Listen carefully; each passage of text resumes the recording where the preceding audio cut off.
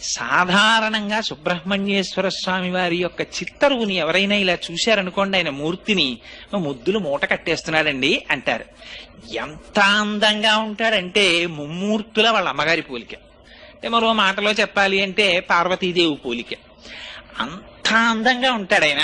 మహానుభావుడు ఆ విభూతి రేఖలు పెట్టుకుని, ఆ కుంకుమ పెట్టుకుని, ఆ చేతిలో శక్తి శూలాన్ని పట్టుకుని నిలబడితే ఆ వల్లీ దేవసేన సహిత సుబ్రహ్మణ్యేశ్వర స్వామి వారి దర్శనము చేసినంత మాత్రం చేత మనస్సు లయమైపోతుంది. అయితే అనేకమైనటువంటి దేవతాంశములు జన్మించాయి. కానీ వీటికి లేనటువంటి చిత్రం అంతా సుబ్రహ్మణ్యేశ్వర స్వామి వారి అవతారం దగ్గర వచ్చింది. ఎందుచేత అంటే మీరు ఏ గ్రంథం తీసుకోండి, పవిత్ర గ్రంథం శ్రీమద్ రామాయణం తీసుకోండి, బాలకాండలో సుబ్రహ్మణ్యేశ్వర స్వామి వారి అవతారం చెప్తారు. భారతం తీసుకోండి, సుబ్రహ్మణ్యేశ్వర స్వామి వారి గురించి చెప్తారు. వామన పురాణం తీసుకోండి, సుబ్రహ్మణ్యేశ్వర స్వామి వారి గురించి చెప్తారు.